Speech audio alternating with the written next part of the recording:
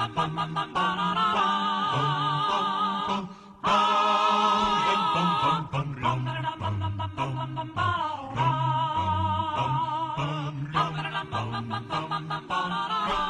welcome to Pop Culture Management with PCMC. I'm Mike Bongiorno. Welcome to yet another episode of your favorite podcast. With me today, friend of the show, Miss Nadia Cater. How are you? I'm great. How are you? Fantastic. Did I tell you the good news? No. Listeners of the show and friends of mine, Janine and Bill, they heard our Gravity Falls episode and then watched the whole series after it. Oh my goodness, we changed lives. We've changed lives for the better. And I mean, they liked it enough to binge watch the whole series, right? Yeah. And I'm going to say it was you. You really sold it. Thank you. I'm so talented. How are you? I'm okay. This is a brutal semester. You know, fellow teacher, I'm sure your semester is horrible too. Oh yeah, it's been pretty god-awful. You know, teaching is such a wonderful profession. It's a lot of emotional... No, it it's an emotional, laborious job. Yes, it is. We're very proud of our roles, and we love our students. But then by November, we're just like, can you please shut up? Yeah, I've been checked out since after Thanksgiving. Yeah, that's around the same time I got checked out. Yesterday, I was like, we're going to take a final on Monday. And my class was like, we don't meet on Mondays. And I was like, what year is this? I all of a sudden was Kyle MacLachlan at the end of Twin Peaks. I'm like, what year is this? I was totally out of it. I retired. I actually got up and left. And I was like, all right, guys, I'm done. I'm going to retire from this job. I'm clearly burnt out. Yeah, because you can afford to retire. Yeah. Well, that's a bit I do. When I screw up, I just retire. I go, all right, bye, guys, and I wave and walk out. I really commit to the bit. You know, I think that's happened to one person. Like, one teacher has done that. Just like the one guy who promised to move to Canada if George W. Bush won the second election. It's the one dude sitting in Toronto like, I did it. That sounds I'm done. That, by the way, sounds like a really great one-act play. Like, 2018, where's the guy who moved to Canada in, 2004? Like, he moved in 2004 after John Kerry lost to George W. Bush. And just, where's he been for the last 14 years? What's he been doing? Oh, man. A one-act play tonight at the dinner theater. The dinner theater? Yeah. How many of those are left? It's called Bushed. Bushed? Yeah. Is the Burt Reynolds Dinner Theater still around? I wasn't aware of the Burt Reynolds Dinner Theater. I actually don't know if it's a real thing. I heard a reference on an episode of The Golden Girls from like 1989. So like, I was like, oh, maybe this is real enough to exist. I mean, I think there are dinner theater. I mean, we are, we're coastal elites, but I think... The coastal elites? Yeah. I think outside of New York and LA, like, there's still theaters. So I think that's what like, maybe, like, there's shitty one-act shows like Bushed, and then, like, maybe once a year some version of Hamilton comes through. I mean, you say that, but Staten Island does have a theater. And, like, people go to it. Yeah, Paula Abdul just played there. Oh, really? Yeah, straight up now tell me that isn't a great booking. Did she reunite with that cool cat? What the hell is that thing's name? No, he died in rehab a few months ago, so sadly he's not on tour. But it is dedicated to him. Oh, so I got a tiny gift for you. Oh my God. I call it a tiny gift because it's not really a gift. Sure. Yeah, someone gave it to me and I'm like, I have no use for this, but I might know someone who does. It is a keychain with it's a Force Awakens keychain with a Stormtrooper on it. Damn. Fuck, I wish in my car I had something I wanted to give you too. It was also a keychain. I'll give it to you before I leave. It's a key. Do you ever see Hunchback of Notre Dame, the Disney version? Yes. It's a keychain, but it's a tiny VHS. Like, it looks like the original VHS box. Whoa. And then you can even open it, and it's got a little VHS inside. That's adorable. Yeah. Where'd you get it? My friend Jen gave it to me. It sounds like a Loot Crate thing. It's actually, I think, a Disney store thing, but it's pretty sweet. Oh, yeah. Thank you. No problem. Actually, my assistant manager at my day job, he just went on a Disney vacation because that's what men in their 30s do now. Yeah, yeah. And he came back and he was like, he just had a bag of keychains. And so I'm like, aren't these like $4 to $5 each? It was a huge bag. And he was like, yeah, here, I'm giving everyone one. So I was like, okay, Disney. Oh, Star Wars. Mike, he's a Star Wars dude. Thanks for thinking of me. You're the only person I know that. Well, you could have picked something else for yourself. Maybe like a Goof Troop keychain, or I don't know what else is there. I mean, yeah. I mean, a Goofy movie is a classic these days. The millennials, they love a Goofy movie. Yeah, they love that. They love Hocus Pocus. They love it all. Yeah, I don't know. I think I'm like at the weird end of millennialism. I don't even know what it is. Yeah. Where I kind of just missed all that stuff. And it does not matter to me.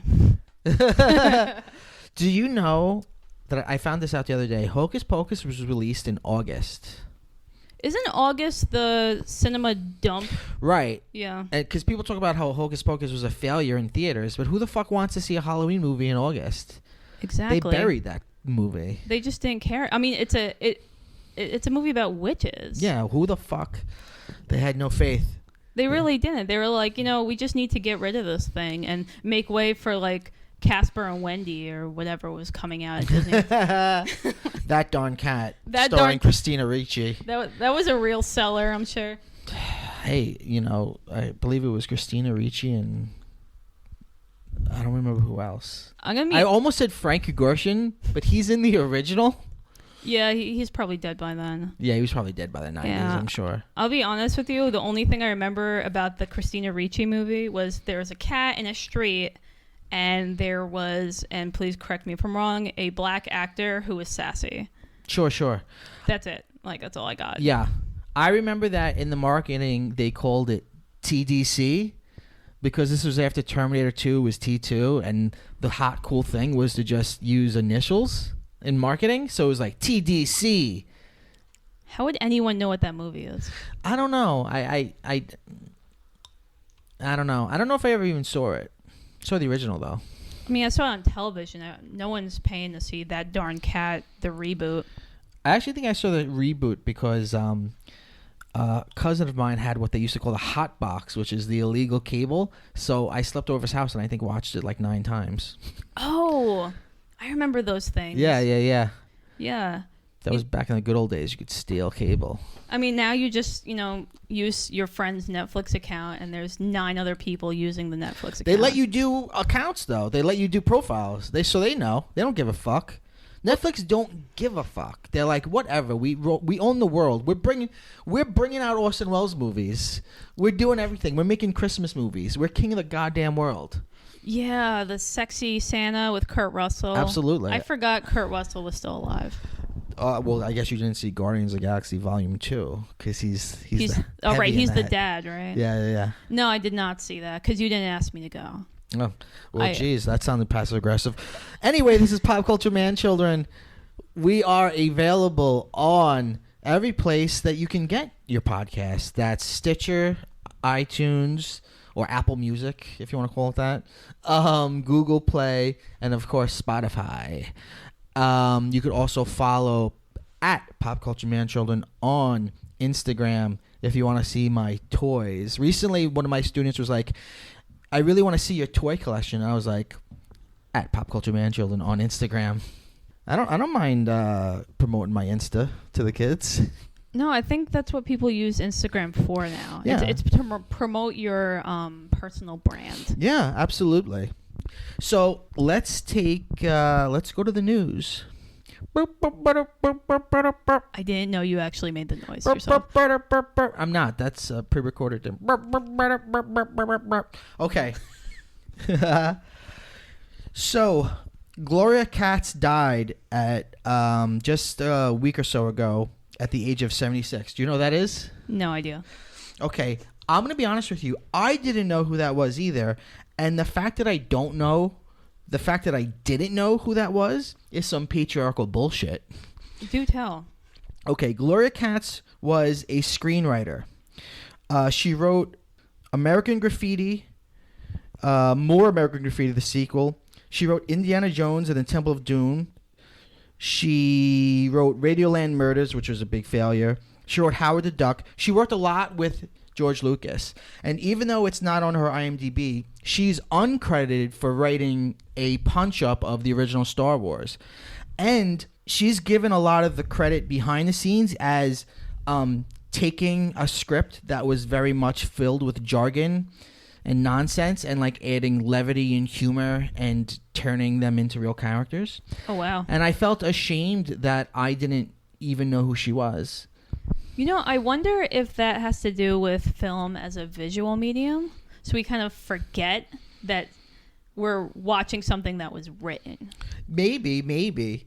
I mean, that's kind. My immediate thought was this is some patriarchal bullshit. Well, I mean, yeah, that too. And it also has to do with George Lucas over the years rewriting the history of Star Wars to be like, I'm this genius who created everything about it, when clearly that's not the case at all. Yeah, isn't the original script of Star Wars awful? It's supposed to be the basic. Well, I don't know. Like, what do you mean by original script? Because he wrote it for like a bunch of years, and like there was a version where everything was different, and there was a version where Han Solo was a green lizard man, and there was all sorts of weird bullshit. And supposedly it didn't have a lot of comedy in it or a lot of levity in it. There's a famous story about how his wife, Marcia Lucas, his ex-wife, Marcia Lucas, she worked with Martin Scorsese, and she left Lucas to go, and she didn't leave him, but she went to work on Alice Doesn't Live Here Anymore while Lucas was doing the first cut of Star Wars. So she went, and then she came back from Alice Doesn't Live Here Anymore, and she was like, oh, show me Star Wars. And he showed it to her, and the Force wasn't in it. And she was like, where's the Force? And he's like, oh, I didn't think it was working, so I cut it out. And she was like, what the fuck is wrong with you, you fucking nerd? And she fixed it, uncredited. Wow, of course. And put the Force back in, which I can't imagine the movie without the Force. I can't imagine. It would change everything. First of all, the end, Luke uses the Force to shoot the Death Star down. So what, it was just going to be like a lucky shot in that version? I mean, that's a great question. But I also think that you're talking to a larger scale of like, that's basically the history of cinema, right? It's just like women doing all this work, and then we just forget they exist. Like all those, absolutely. Like all those early screenwriters, a lot of directors were women. Absolutely.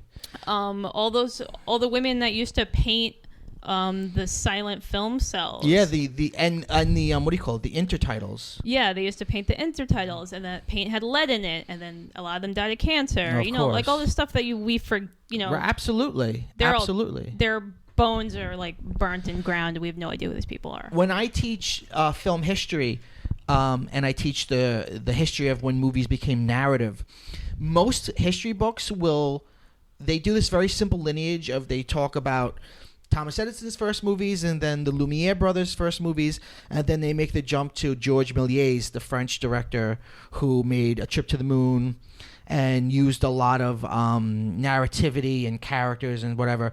But no one ever talks about Alice Guy Blaché, the American filmmaker. She's French, but she worked in America. She worked in, I think, Fort Lee, New Jersey, and she had her own studio. This is before she could even vote. And she made her first film the exact same year that Méliès made his first film. And her first film was called The Cabbage Fairy. Yeah, I used to play that in my film class. Right. So she's completely forgotten. No one ever talks about her. All the credit goes to Méliès, and it's nonsense. Yeah, there were also like... And it's, if you're a film nerd like Mike and I are, you can find a lot of silent movies actually on YouTube. Yeah. But the thing is, you have to know what you're looking for. Right. Because people just dump and forget, and these movies are 100 years old, and no one ever copyrighted them. Yeah. So they're just there. Yeah. And it really paints like an interesting picture of like, because at the time, women actually had a little more freedom to do film things. Because before the Nickelodeon craze of the 1909, 1910, when movies became a viable money-making industry, it wasn't completely run by white men. It was only after 1910 they were like, oh, we can make money off this? Well, now let's control it. Yeah, pretty much. It was just like, it's kind of a novelty. No one really saw the market of what this kind of Right. entertainment can be, or what scale. Yeah. Fuck the patriarchy, am I right? Yes. So speaking of fuck the patriarchy, pretty soon, or actually by the time the audience hears this, it should have come out already. There's the new animated Spider-Man film, Into the Spider-Verse, which is getting good reviews. Oh. That's the animated film where the star of it is the Miles Morales, the African-American Spider-Man. And he's voiced by the dude who is, I forget his name, but he was the lead protagonist in Dope. Oh, okay. And it's about like the Spider-Verse, where like he meets spider people from all different universes. And he meets Spider-Gwen, who is, if you don't know, she's the Gwen Stacy version of Spider-Woman. And she's been around for a couple years, but she's like a huge fan favorite, and people love her, and she has a huge following, and a huge following with female readers.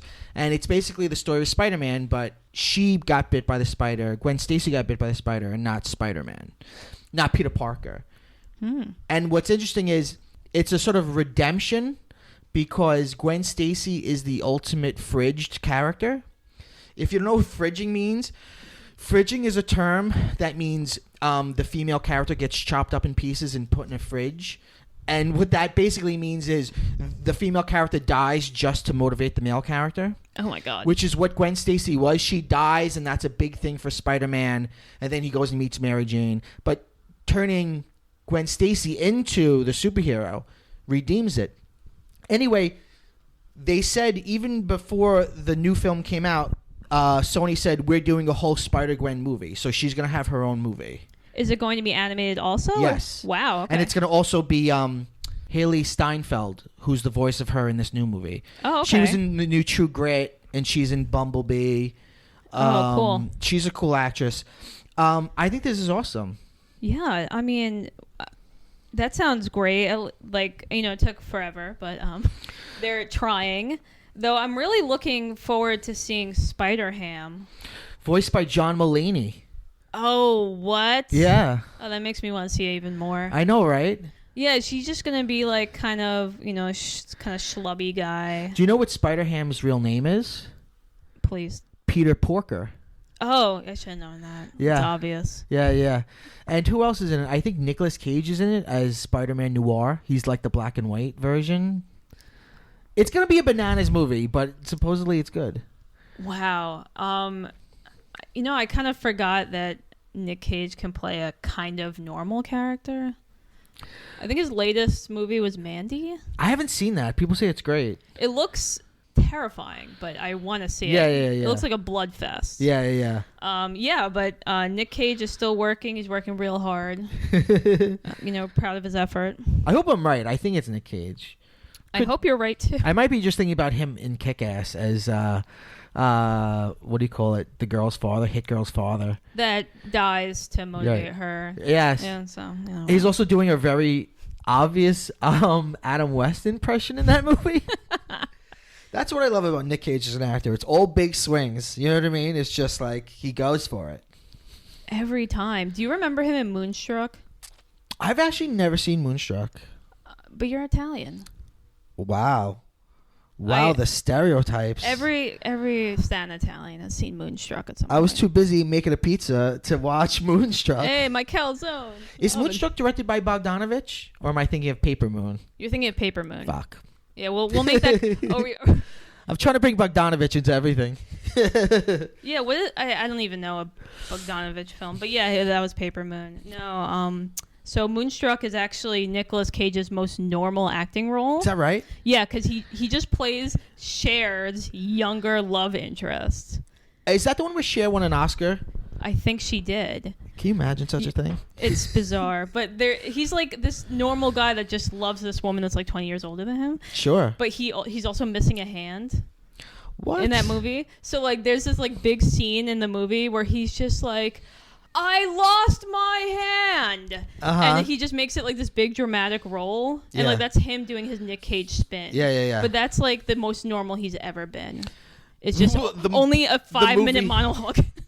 She slaps somebody in that, right? Is it him? Is he the one she slaps? She says snap out of it and slap somebody. That's all I've ever seen of that movie. Yes. Because he told her he was in love with her and she was like, snap out of it. Okay. Yeah. And they were like, Oscar. There, she just earned that Oscar. Yeah. He has an Oscar too. Actually, now that I think about it, I think for what? Leaving Las Vegas. Oh yeah. It's not a bad movie. I haven't seen it. I like Elizabeth Shue in that. It's a movie about a guy drinking himself to death over like 48 hours. It's super depressing. That sounds really sad. Yeah, it was a bummer. Oscar. So, Netflix. There's going to be... I realized that Netflix is going to come up a lot in today's episode. That's totally fun. Netflix is making an animated series based on the works of Roald Dahl. And it's going to include an episode of James and the Giant Peach, an episode of Willy Wonka, an episode of Matilda. They're redoing everything as episodes in this anthology. Oh, okay. So they're basically taking off from what was Black Mirror, and then Amazon tried to counter that with Philip K. Dick anthology series, and now they're taking it back with a Roald Dahl anthology series. Okay. But I think this is the children's light-hearted Roald Dahl. Yeah, not the scary adult Roald Dahl. Right. He's more known in the UK for being an adult horror writer, and he's known more in America as a children's book writer. Yeah, you can pick up his a copy of his adult stories for $10 at a used bookstore, which I did, and it was a mistake. It's terrifying. Oh, is it really? It's very uncomfortable. A lot of maiming and death. Wow. Yeah. And there's this one story there's no death, but it kind of hit me in a creepy way. Sure. It's about this scientist that invents a machine. He's trying to hear sound waves or something. Yeah. And he's picking up this screeching. And it's just this screeching, and it's all he can hear, and you can't figure out what it is. And then he goes outside, and he's looking around, and he realizes that he's picking up the frequency of plants screaming because they can feel pain. So I feel like that's got to be the favorite story of every anti-vegan on fucking Reddit. it's just dark because now he knows that what people eating, cutting your grass, cutting your tree, everything. Yeah, they feel it and they scream, but we never hear it. That's a nightmare. So he destroys the machine because who wants to hear this? And then it did one of the last lines in the story is just but he could still hear them scream. So it's he's haunted himself with his hubris, right? That's that reminds me of the Jack Handy joke from SNL. That's it would be really disturbing if we could hear trees scream and they screamed when we cut them down. But it would be less weird if they just screamed all the time for no reason. Jack Handy. Deep thoughts with Jack Handy. So, I mean... It's crazy because it's look, the last time we remade Willy Wonka, it was a big pile of steaming shit from Tim Burton. Yeah, because, who on earth wants a 30-minute scene of Willy Wonka's tragic childhood? Yeah. Because he couldn't eat candy. Oh, big damn deal. You couldn't eat candy. Right. You own slaves, sir. Really? Yeah. The Oompa Loompas. For a minute, I was I thought you were talking about Roald Dahl. I was like, really? I knew he was an anti-Semite. I didn't know he owned people. No, but he thought, owning little brown people from the Amazon was a great idea because you could just pay them in cocoa beans and they love them. Oh, my God. That problematic. I can't wait for the fucking Uprocks article called "We Need to Talk About Roald Dahl." We need to talk about patriarchy and Roald Dahl. Roald Dahl is problematic. So I don't know. It's just a weird. I mean, it's an interesting idea, but it's also that's pretty ambitious to be here's 7 movies that are very well known. We're gonna remake all of them, but as episodes. Well, how long is each episode gonna be? That's a great question. I have no fucking idea. Because these books are short, right? But a lot happens in them, except for the sequel to the Charlie and the Chocolate Factory. So many little things happen in these books. How would that play on screen as a 30 to 45 minute episode? I have no idea. Can you imagine James and Giant Peach in 45 minutes? He's an orphan. Yeah. Then he finds bugs and they adopt him. That's a depressing story too. I'm whatever's happening. He flies. What was it? He gets stuck in the ocean. They get eaten by a mechanical whale. How are you filming that in 30 minutes? What's happening? Yeah. That is very odd. I have no idea. But you know what? I trust Netflix animation department.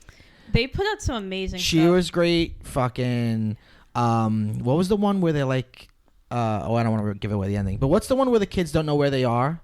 The Hollows. The Hollow. Yeah. Then you've got Big Mouth. I haven't watched the one. What's the one that you told me about? I heard it was. Hilda. Yeah, it's very gentle. Hilda is excellent. Yeah. It's the sweet story about a little girl who spent her entire life living in the woods with her mom, and then who likes helping in this universe, like mythical creatures, just like everyone knows they exist. Like, is it humorous at all? It's funny. It has this cute moments, but everything that bad that happens to him, I put quotes around bad, is because it's always a misunderstanding. Like in the first episode, she's being chased by a troll, and trolls are scary. But then it turns out that the troll's chasing her because he has something stuck in his head and he needs her to take it out. Mm-hmm. But he can't talk. And there's it sounds elves. kind of. It's adorable. Oh, it is. Yeah, it's actually really sweet. Is it like very childish, like no. for kids? Well, it is for kids, but I kind of got like a nice happy feeling watching it because it's just about building friendship and caring about people. I could dig it. I think you would like it, actually. I thought of you when I watched it. Okay. Have you watched Agrasuko? That's the anime about the red panda who works in a crushing office job, but then at night she goes and sings karaoke. No, I haven't. It's by the I've talked about it on the show. It's one of my obsessions. It's by the company that makes Hello Kitty. Yeah, that sounds about right. But this show is an adult show. It looks adulty. Yeah. Oh, you know what? You just reminded me. Kids don't like corporate jokes. Kids don't read Dilbert. Mondays, am I right? There's actually another animated show that I was obsessed with last year. What? Neo Yokio. I Have you haven't watched seen any that. of No. that? It's like if someone took what's Will Smith's son called again? What's his name? Oh, I don't know. Well, Jaden, right? Jaden. If you took Jaden, I wanted to say Willa, but that's the girl. No, yeah, that's the sister. If you took Jaden Smith's tweets and like animated them, Sure. that's like literally what it's insane. Okay. Like just things happen and they don't explain why, and it's all about like classism. And it's like in this mashup of New York and Tokyo called Neo Tokyo. Of course it is. Yeah, so he's like, and Jaden Smith voices the main character. Did he also write it? Did he improvise every line? Sometimes I wonder if he writes his own dialogue. But I know Will Smith writes his own dialogue. Constantly. Yeah. He also has like a robot butler that can like carry him. Are we and talking fly about around. the show, or are we talking about Will Smith in real life now?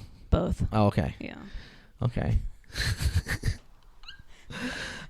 Is the butler a down low Scientologist as well, or is that just the Smith family? That's only in the Will Smith's real robot butler. In this one, he's the voice of reason, but it has to deal with this rich man's whims.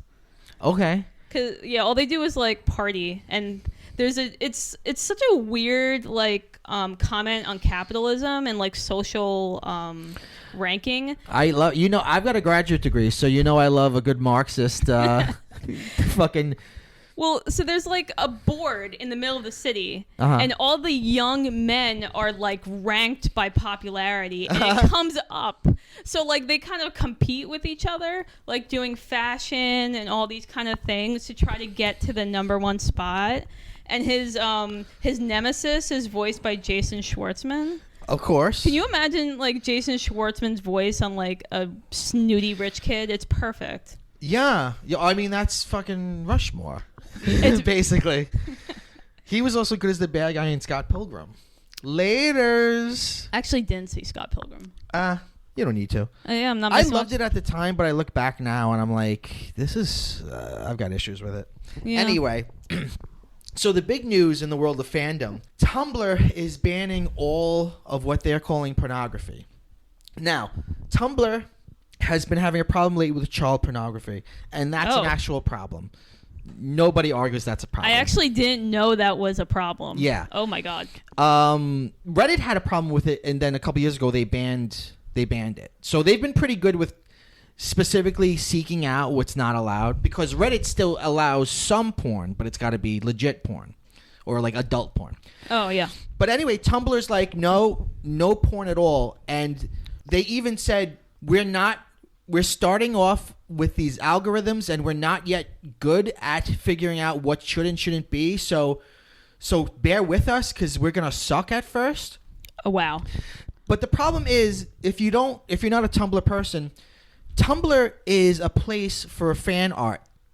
There's tons of Catra Adora like animated porn on Tumblr, and it's not bad. First of all, it's animated or it's drawn, so nobody's getting hurt.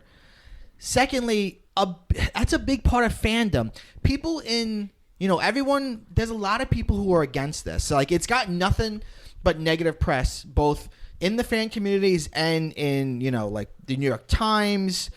I'm looking at an article right now from New York Times called "The Problem with Banning Pornography on Tumblr." The decision has taken away an essential platform for some women and members of the LGBTQ community. It's a problem. It's not going to.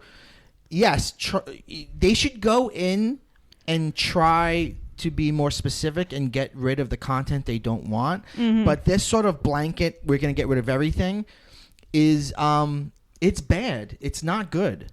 No, it's bad because where are they going to go? Pornhub?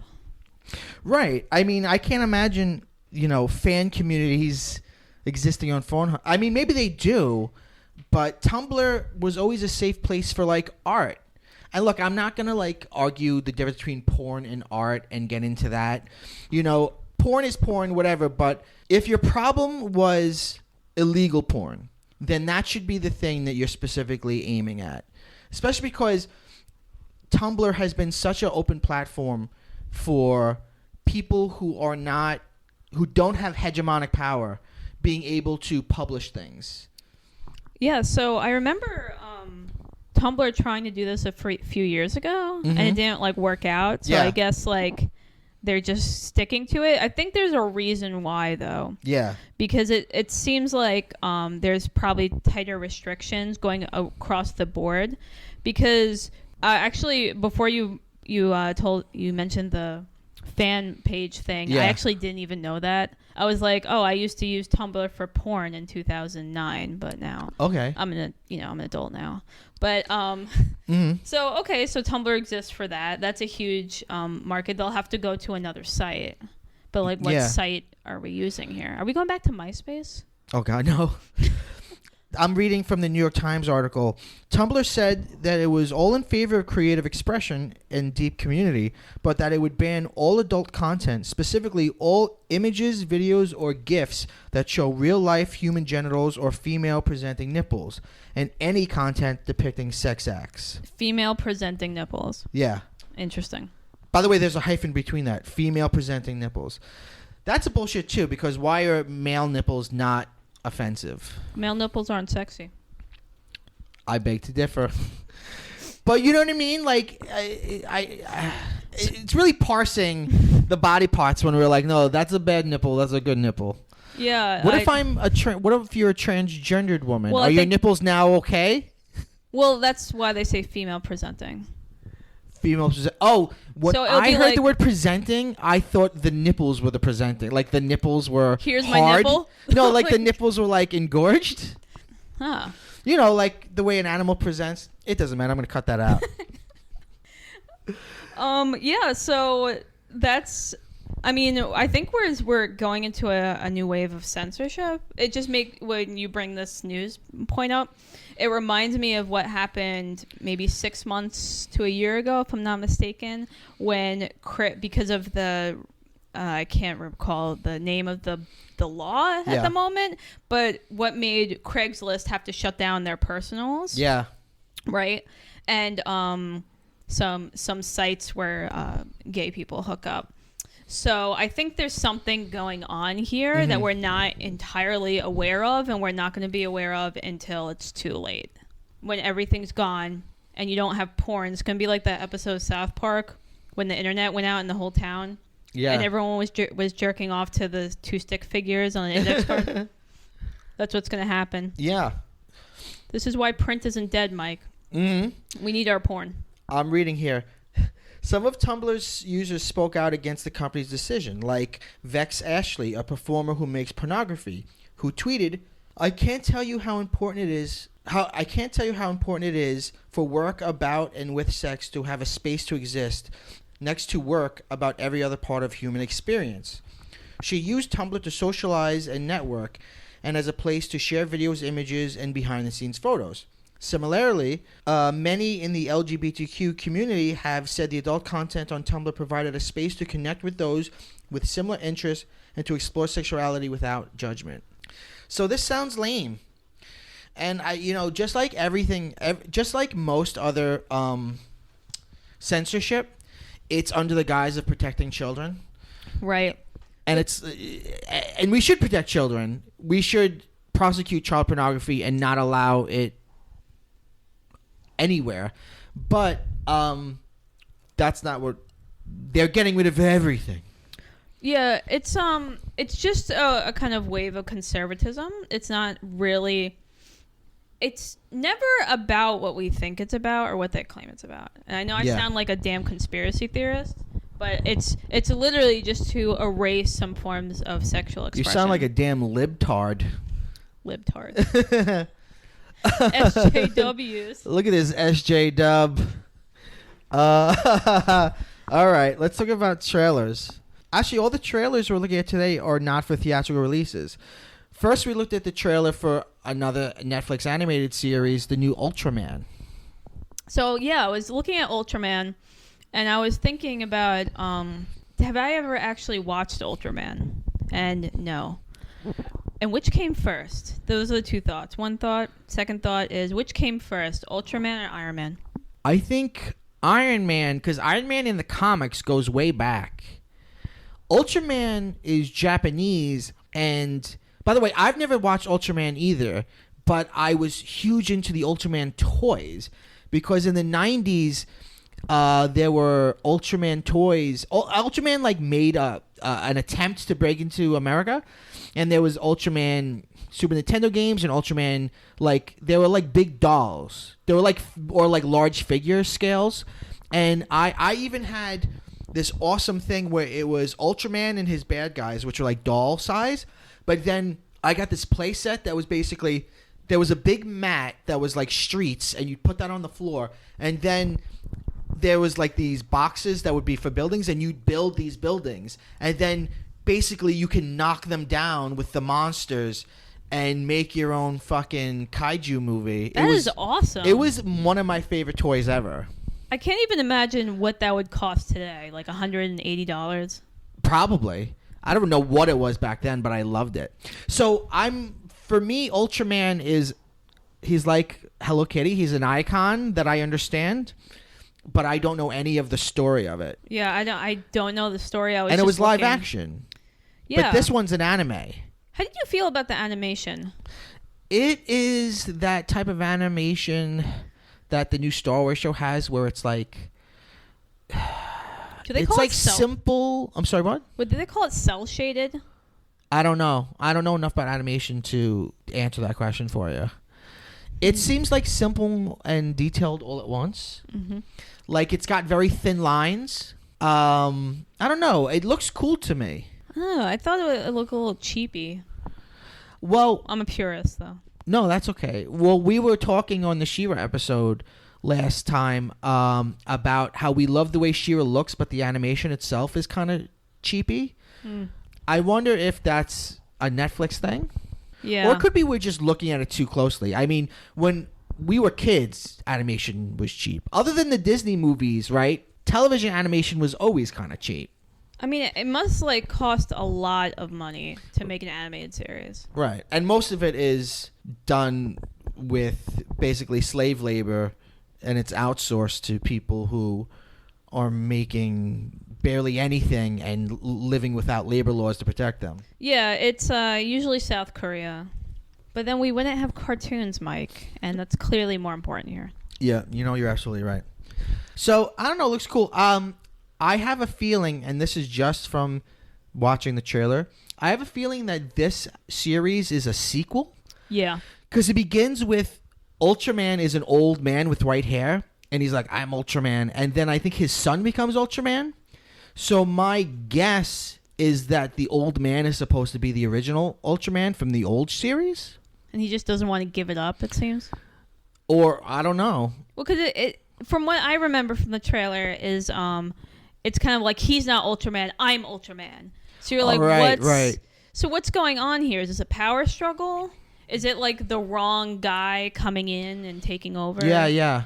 So that actually interested me too, because it's like we're being dropped into a story that has already been going on. Right. It's not like starting for us. Right. I'm interested because I want them to make toys again. I actually specifically want them to make that city toy again. You should write to Netflix.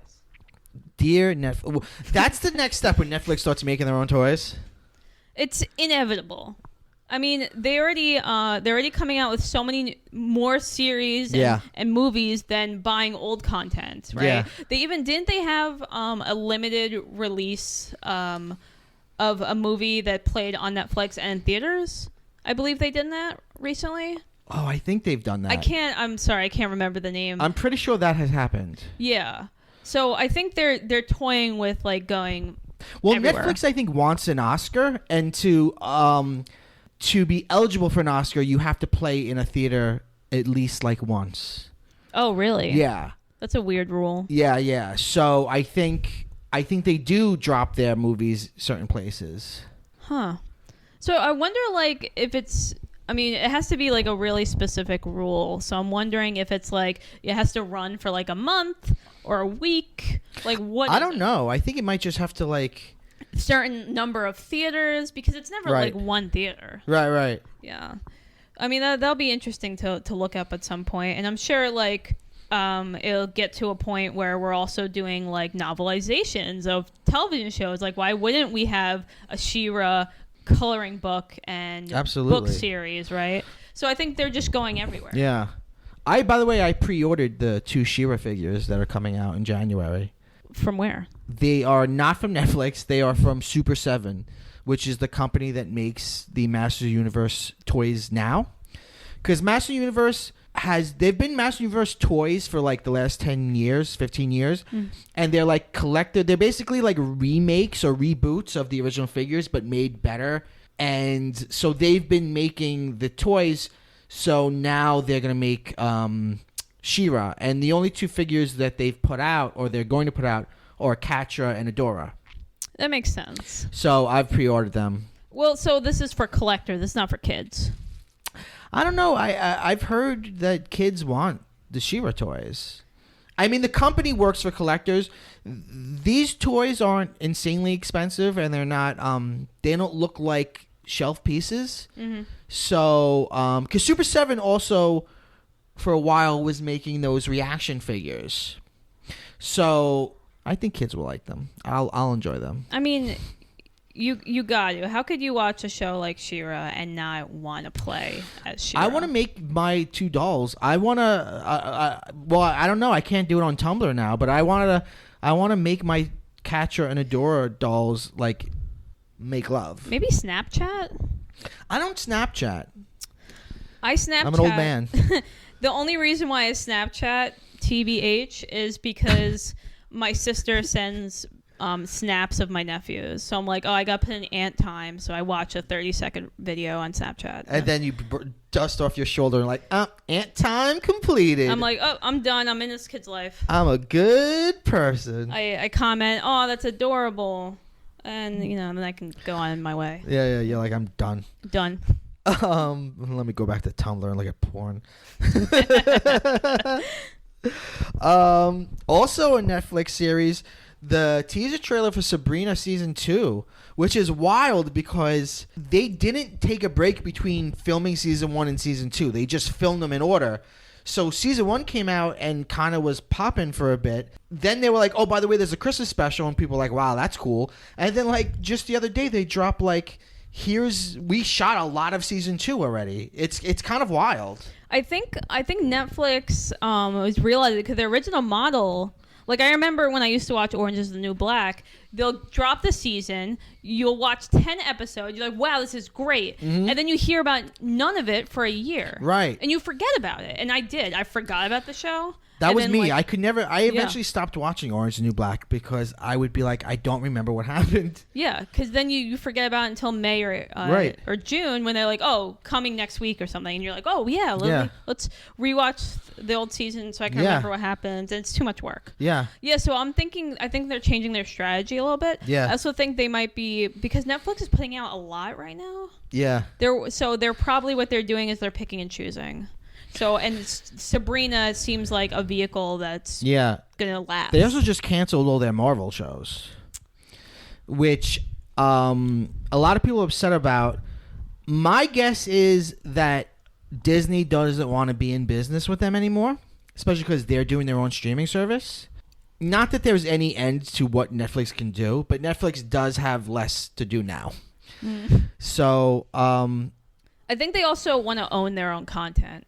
Yes, absolutely. So that's why we're going to the next couple of years. We're definitely going to see a lot less old shows, unless it's something really marketable, like Netflix paying $150 something million so that we get Friends for another year. Oh, fuck that! Because we give a shit about Friends.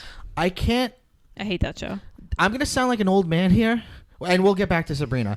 I'm gonna sound like an old man here, but I never would have expected that Friends would have come back the way it did, and that all of my students would love Friends. You know, I had the same. I was shocked because it was cool when it was on, and then it went away, and then it came back, and it's like this fucking classic to younger people, and I'm like, really? I hate Ross.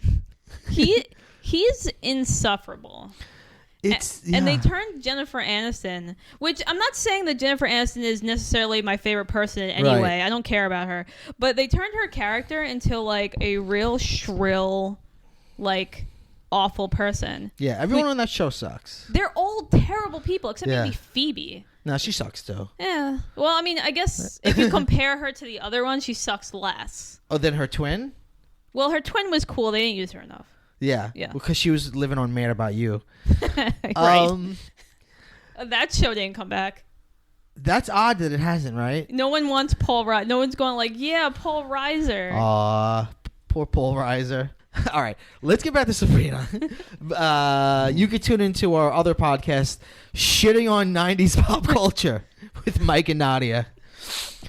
The logo is me squatting over a picture of Matt LeBlanc taking a fucking dookie on it. And it's a picture of him from the poster of Eddie where he's a baseball player with the monkey. Anyway, let's talk about what we haven't talked about what's in the trailer. I mean, it's a teaser, so it's all clips, but there's a cute moment where Sabrina, she's using magic more. So there's a moment where she's like in front of, I guess she's getting dressed in the morning and she's got on an outfit and then she spins around and like snaps her fingers and she's got a different outfit. It felt very like Linda Carter. Okay, yeah.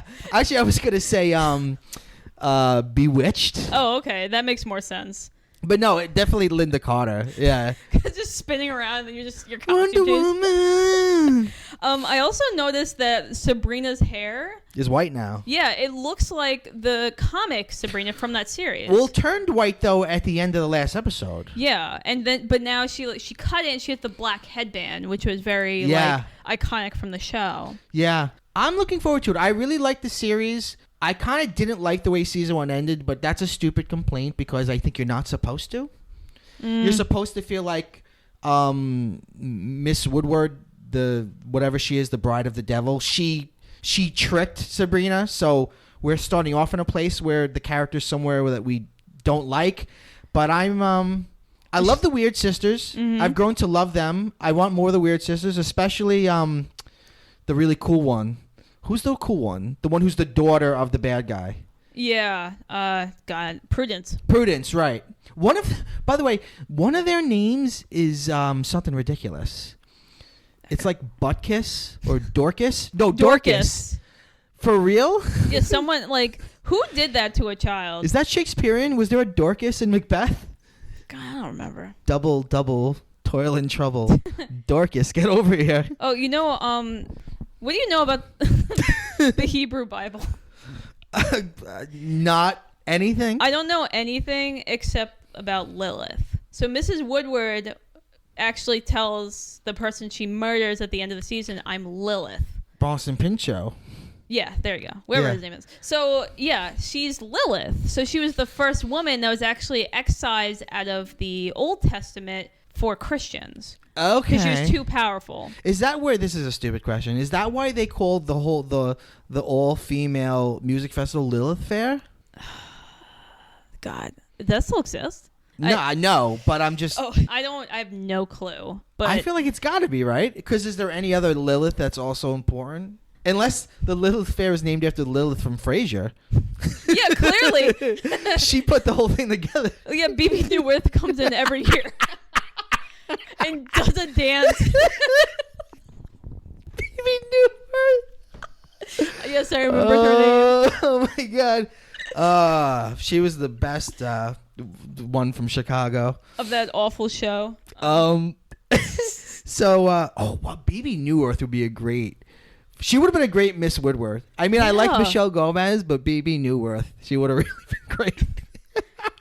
I don't know why that name is so funny. It's like Joyce DeWitt. It's like one of those names where it's like, it makes you laugh just remembering that they're a person. Well, what's a woman's name? Bebe. That's true. That's a stupid name. When I think of Bebe Neuwirth, I only think of the Broadway Chicago commercials from the 90s where they're like, starring Bebe Neuwirth as... whatever the fuck her name is. I don't remember Chicago. So I don't know. It looks good. I'm excited about it. I love me some Sabrina. Well, I was just curious about what's going on with her friends because she did pretty much cut herself off from them. Yeah, but it seems like they're still important in some way because they're in the trailer. Yes, they're also in the trailer for the Christmas special. Yeah. Because something magic happens and her friend goes, "Is this a witch thing?" So I think her friends are going to stay with her. I'm wondering what her relationship with Harvey will be, and whether she goes with like Nick, the bad boy, who I fucking hate. You hate him? I don't like him. Yeah, I don't trust him. I don't like Harvey much either. He bores me, but I don't like Nick. I mean, it's like a 2-horse town. There's really only 2 eligible young men in that town. For Sabrina. And one is in a coven of witches. One had an orgy with her cousin, and the other is a farm boy. That's a crazy scene. I still can't believe that. I knew it was happening because I talked to you about it before I saw it. Yeah. And I was still shocked when I saw it. Yeah. I was like, what is happening? And no. Nick's like, come on in. And she's like, no, I'm cool. It's like, I'm good. Thanks. Yeah. There was no shaming in that either. It was not like we weren't embarrassed. We didn't feel like they were doing anything wrong. It was like Sabrina was just like, it's not my kind of party. And they were like, all witches right. are pan, baby. They're pansexual. I mean, that's not even what pansexual means, but like whatever. What does pansexual mean? It means that you as a person aren't necessarily attracted to sex so much as the person. Oh, really? Yeah. So what you're thinking of is actually... poly? Yeah, being poly, but there are different types of being poly. So there'd be like either means that you and your partner have other partners and you don't necessarily date the same people together, or it could mean that like multiple people are in a relationship. So, okay. So that was just an orgy. That was just an orgy. What would you call Ambrose's character in terms of I thought he was gay. But then he says he enjoyed fucking what's her name? Prudence. Fucking Prudence. That's a good question. Because I don't know if he's so much bi as just someone that just has fun. I've actually had gay friends who had sex with couples. So they would I had a friend that had sex with a married couple, like a man and a woman. And he was like, yeah, I just she was just kind of watching and then I just brought her in. And I'm like, you had sex with a woman? He's like, yeah. I was like, oh, okay. So I'm like, maybe Ambrose just kind of isn't discerning. I mean, he's been stuck in that house for so long. Yeah. I keep waiting for his boyfriend to turn evil, though. Right? Because he feels like it's too... Because otherwise, there's nothing to that story. It's got to be some sort of trick. It also seemed like the familiar died right after Ambrose had sex with the the boyfriend. Right. So you're thinking like he killed the familiar for a reason. That's what I think. I think he killed his boyfriend and then hooked up with Ambrose. That's my fan theory. All right. The last trailer is the BBC Watership Down. This is it's of course animated, but unlike the original 3-hour version, it's sort of like a kind of Pixar-y CG. It's a little more gritty than Pixar. Watership Down is, I never read the book. I never saw the original. I know what it's about. And the thing I know most about it is it's the favorite book of the character Eleanor in the YA novel Eleanor and Park. But it looks good. I mean, I don't know what to expect. I have no expectations from it. I know John Boyega's got a voice in it. There's a lot of cool voices in it. Well, I mean, if you say it looks good because you have no expectations, like I don't know if that necessarily means it looks good. It looks cool. I mean, like it looks like a war movie with bunnies. And that's what it is, right? I thought the animation looked like 2007's Dinosaur, the movie no one saw. Yes. Do you remember that Disney movie? I do remember that one. Yeah, no one saw that. Well, it's BBC television. It's not. I mean, it clearly doesn't have that budget. I just thought it looked a little sanitized, but also, again, it's a trailer. Because from what I remember, and I didn't see all of Watership Down, but I watched clips of it. The original Watership Down, and it's bloody. Is it really? Yeah. It scared the shit out of me. That's why I never watched it. Because it was just bunnies dying violently. So I'm like, so is that going to happen? Is that are parents going to think this is a show about bunnies and they put it on, they ruin their children's lives? Holy Jesus, I hope not. Like, I don't know. I really hope, it's not like, oh, you want to watch the bunny show? And then it's like bunnies ripping each other's fucking tails off. Well, apart. Like, it's not just the tail. Like, death. Oh my God. It's scary.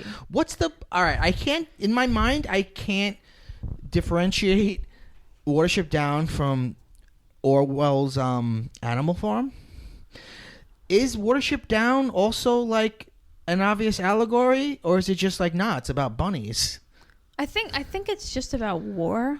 But again, it's such a cute. Is the irony of picking a cute animal to do it, like, is that on purpose? Because it's bunnies. I don't know, man. I'm the wrong person to ask. You gotta find like an English person. I know. We need an English scholar on the show to explain to me what the fuck the bunnies mean. All right. Let's take a break and we'll come back with the chill sesh. 5, 6, 7, 8.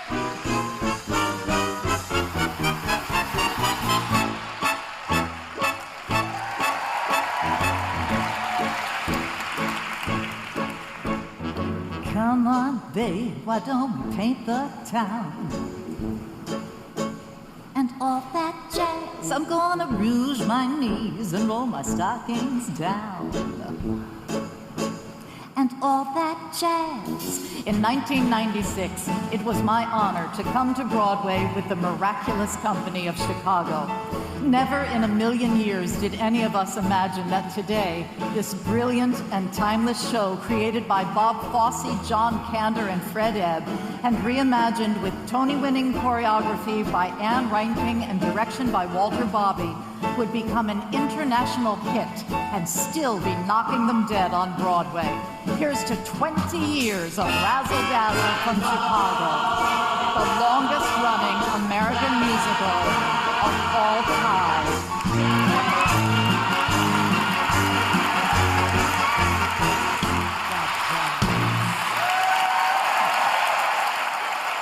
Welcome back to Pop Culture Man Children. I'm Mike Bongiorno. I'm here today with Nadia Cater. Hello. Hi. So guys, listen. Coming up is going to be our New Year's Eve episode that'll actually come out on January 2nd because we always come out on Wednesdays. But what I want to do for it is I want to do a mailbag episode. So if you listen, please direct message me on the @PopCultureManChildren on Instagram.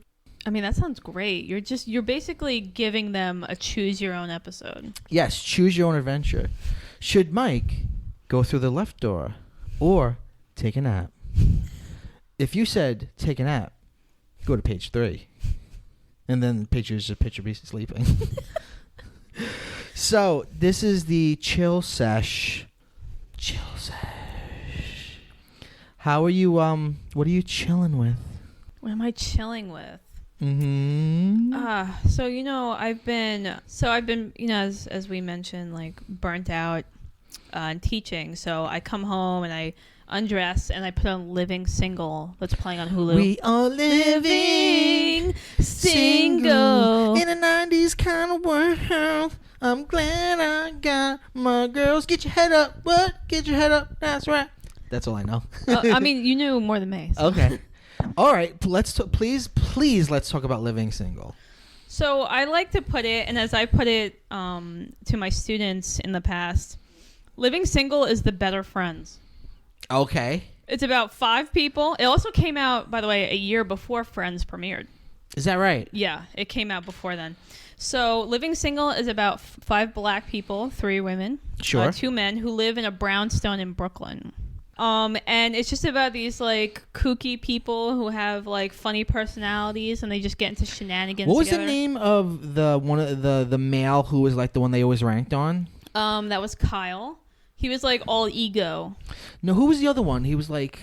Oh, Overton. Yes, that's who I'm thinking of. Actually, Overton's like the best character. But isn't he like very earnest and Yeah. like kind of a nerd? Yeah, he's kind of hokey. And he Yeah. always has like almost kind of southern-ish like colloquialisms. Okay. And advice. Okay, let's talk about Maxine. Maxine is great. Yeah, tell me about her. She's in Get Out. Do you remember her in Get Out? Yeah, I watched Get Out with you, and we I'm- were yeah. sitting there, and we were just like, "Oh my god, where has she been?" But like, I feel like the weird thing about that is like, not everyone sees that as an amazing cameo. Some people are like, oh, whatever. But you and I were like, oh my god, it's Maxine Shaw. Because she had such a small part, but she know. was so good. She was just like the disbelieving cop Yeah, who had to sit there and listen to this. that's such a frantic comical guy. scene in that weird ass movie. That's fucking Jordan Peele being like, I remember Maxine, and I'm gonna give her a job. So all right. What's your favorite episode? My favorite is actually split between 2. There's this season 1 episode where the women, and also starring Queen Latifah. I don't know why I didn't mention that. That was like her first acting thing, I think. That was. Yeah, she was like a rap, and then she went into acting, Yeah. and then she went into movies. So Living Single kind of launched her career a little Yes. bit. So anyway, they're sitting and they're bored on a Friday night, and then they think, why don't we go clubbing? We don't do that anymore. Yeah. So they all go to a club, and it's just like wacky things, like meeting strange people. And there's this running joke that with Maxine, it's actually perfect, where she talks about how every time she goes out, there's always a man with a gold tooth hitting on her. And like, that's just such a specific weird thing. Yeah. He's like, there's always a brother with a gold tooth sitting there saying he's gonna sop me up with a biscuit. And I'm like, What? and I'm like, what? That's so specific. And then it happens 3 times. Of course it happens, yeah. Of course, it's a sitcom. It's a setup. It's the setup. And it's the only guy that hits on her. It's just this one guy named Goldie who has a Sure. gold tooth. Absolutely. Who's drinking a 40 in a club, which I don't even know. How do you find that? Okay. Yeah, so it's just about them trying to go out and have fun, and then all these like little nonsense things happen. So it's like a weird like Richard Linklater movie as an episode of Living Single. Well, yeah, except it's funny. It's not 3 hours long. Okay. And then like at the end of it, they kind of, even though they get through all this mess, they're like, wow, I'm glad I went out, which is a very Brooklyn thing. Yeah. I don't go out. Like me hanging out with you on a Friday night, this Right. does not happen. I come home and I put on Living Single and I go to bed at 11 o'clock. Absolutely. That's my life. I'm tired already. But then when you go out and you're like, oh, this is so much effort. I have to get on the subway. I have to talk to weirdos. We have to pay money. But then like at the end of it, Hey, buddy. then at the end of it, you're like, oh, I'm really glad I went out. Which is See, exactly that's the what part happens. that doesn't happen to me. I always go, why'd I spend money? But maybe it's just us darn millennials. We'd rather stay home and play with our cats. Where Yeah. are you watching Living Single? Where is it available? It's on Hulu.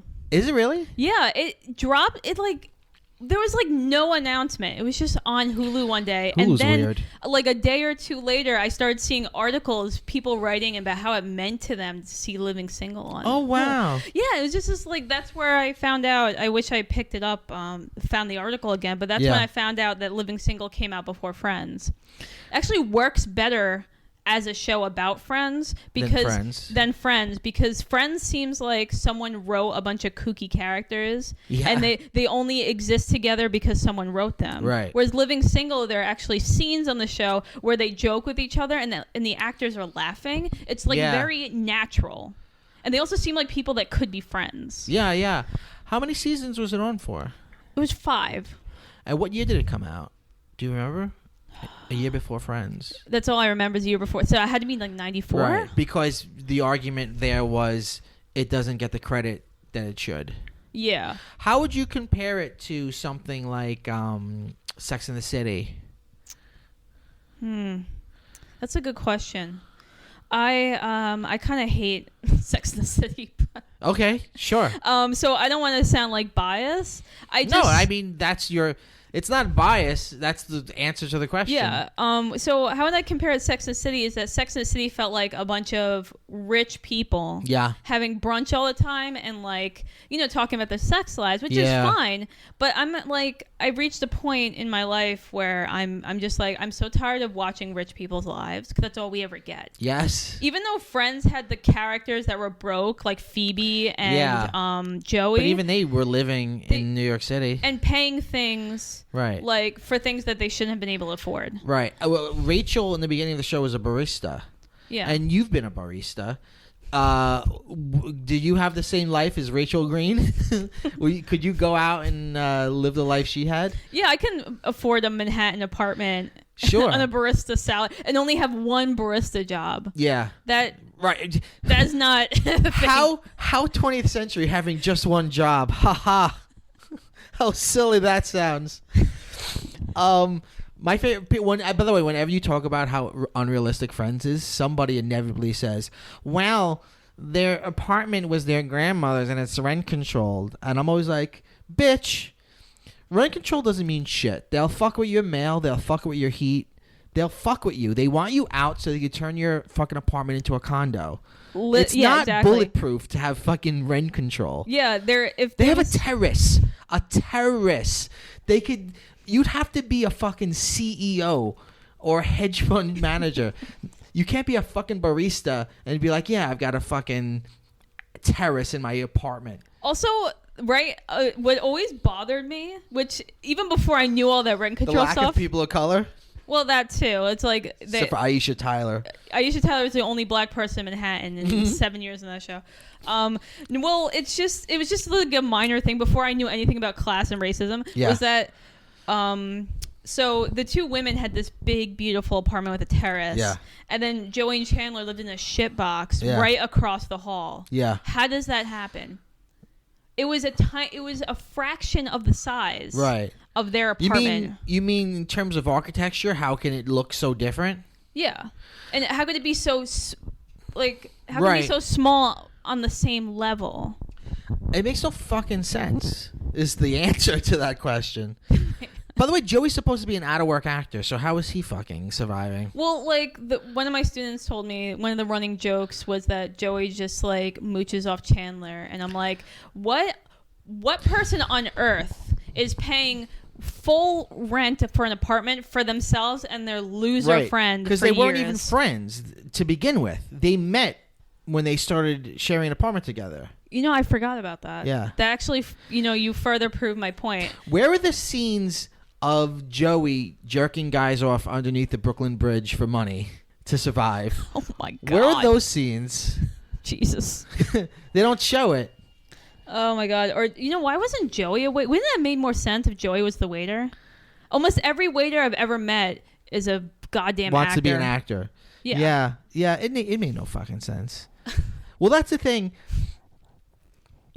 Everyone we see on TV is either wealthy or ultra wealthy. Or, and this is more insidious, the people we see on TV we don't ever see their socioeconomic status. So there's a sort of erasure there. And in some ways, that's more insidious because it says that your economic status doesn't even matter. It doesn't even matter. And that's so wrong. In real life, we struggle. That's what made the original Roseanne so good. Yeah, I used to show. I remember you talking about you showed the pilot in your class. I used to show it too. Yeah, I can't show it anymore. It's still one of my favorite pilots, but in good conscience, I can't show it anymore. Well, yeah, she's become such a she's fucking insane. asshole. But yeah, it's perfect. The whole episode is just her going through a day as a working mother. Right. She's in a factory, and she's got a boss who's an asshole, and then she's got her husband who's lazy. I mean, it's a perfect pilot. The first episode of Roseanne. I mean, we really need more of that. I know. Oh, well, why don't they bring back Living Single? What's happening with that? Has no one brought that up?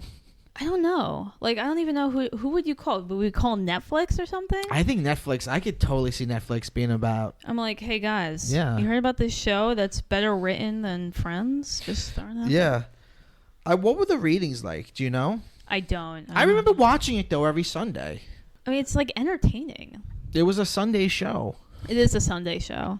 I believe it was on the same night as Martin, maybe even after Martin, on man. Fox on Sundays. That sounds about right. Yeah. I don't have a nostalgia for Martin as much. Also, I heard he's an asshole. Yes, he is an asshole. But I loved the show at the time. Yeah. It was a fun show at the time. Is anyone rebooting that? What's Martin Lawrence been up to? Is he just doing Bad Boys like 6 or whatever? No, I don't know what the fuck he's doing. I have no idea. For a while, he was doing Big Mama's Houses. Right. Oh God. Before Tyler Perry, we had Big Mama's House. Absolutely. So what I've been chilling with lately is on I think Netflix. I've been watching Schitt's Creek. Oh. Which is a show that it's created by Eugene Levy and his son, who I wish I fucking remember what his name was because he's the creator of the show and he's also the star of the show. And Little Levy. Yeah, exactly. It's about this rich family that loses all their money and they go to live in this really terrible town, and they own the town because the town's name is Schitt's Creek. And as a joke, the father bought the town for his son one Christmas just as a bit.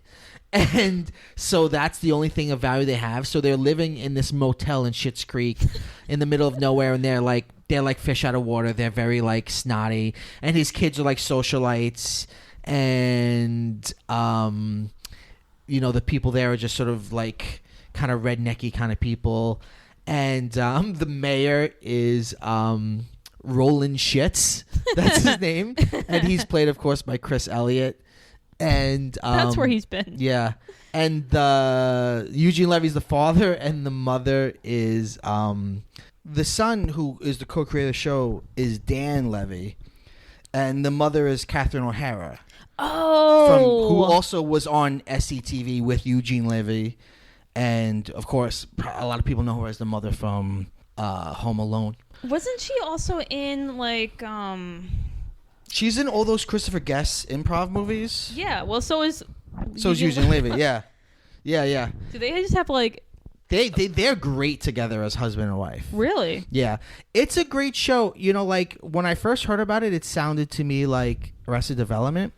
But whereas Arrested Development...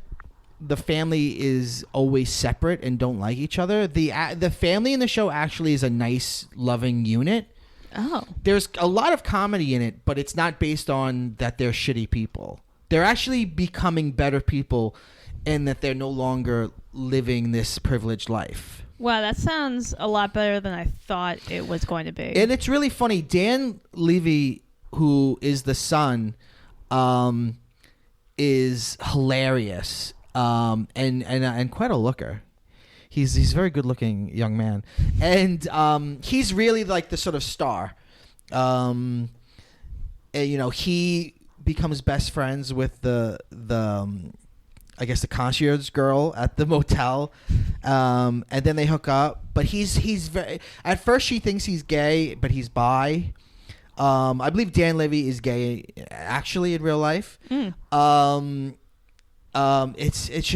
hard to describe the comedy because it's so sharp in a way, but it's not very quotable. A lot of it's just based on like just really funny the way things are sort of set up. Like there's a scene where Eugene Levy is in the room with Roland Schitt, the mayor, and then Bob, who's this weird townie, and Roland is like, "Hey, I really need to talk to you about something." And then Bob says, "Whew, to be a fly on the wall." And then Eugene Levy's like, "You're here. Like, you're right.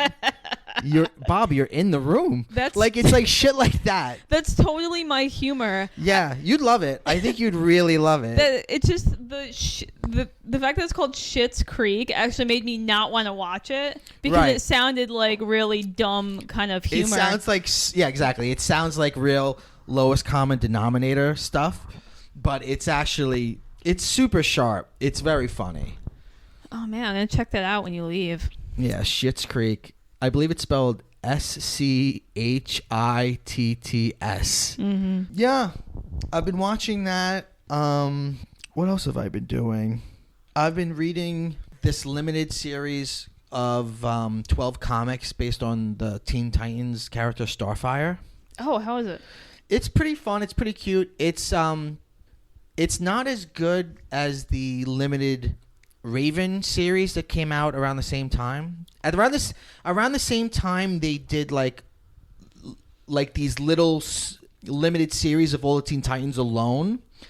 But it's good. It's funny. The sort of point of the character is she's an alien, but she's also beautiful, and everybody loves her. Like even doesn't matter your gender or species or whatever. Everybody loves her. Like dogs love her, cats love her. Everybody loves her. And that's nice. And she's like, her thing is she's so naive, she doesn't understand the world. So like someone will say something like, go pitch a tent, and then you'll see like a bubble over her head, and you'll see a little cartoon, like it looks like an emoji, and it's like someone throwing a tent. It's like a lot of that stupid shit that I like.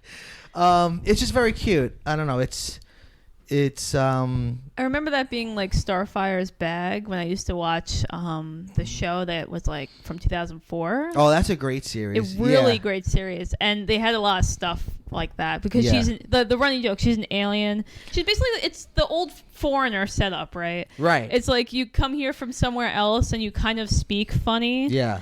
And you don't understand colloquialisms. Right, exactly. And she's like she in that show she would always call Robin Friend Robin.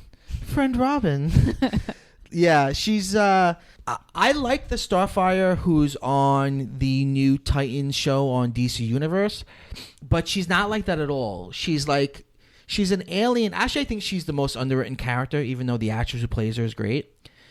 In the Titans show, she like doesn't know she's an alien. She's just had amnesia and she's woken up and she doesn't know what her deal is. That's an interesting show because it's been a slow burn. Like no one yet has been called their superhero name except for Robin. But they're all together? They're all together at this point. But only it's called Titans because Robin and Starfire are adults and Raven and Beast Boy are kids.